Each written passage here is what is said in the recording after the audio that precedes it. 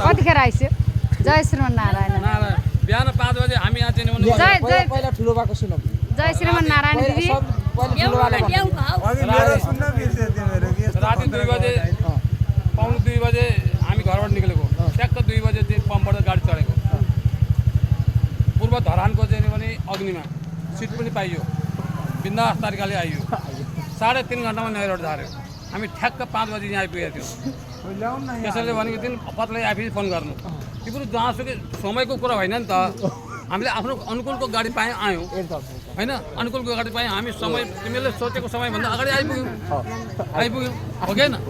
आइपुग्यौँ त्यो आइसकेपछि हामी त अनि त छौँ नि त तिम्रो त बेलुकै आएर खाएर सुत्या मान्छे हो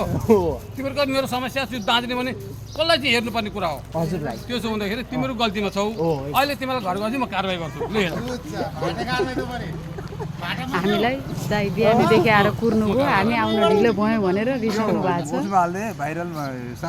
होइन भनेदेखि ठ्याक्क बोला बेला ठ्याक्क अलि हामी घर गएर मजाले नुहाइने गरेर आमासँग बसेर चिया खाने बेला 5:30 बजे कल गरेर त म त सपना कि विपना भयो म त निद्रा कल त गर्नु दाजु भाइ जम्मा एक कक्षा खानु यहाँ छोरो छ कल गरे जस्तो लाग्यो कि मलाई त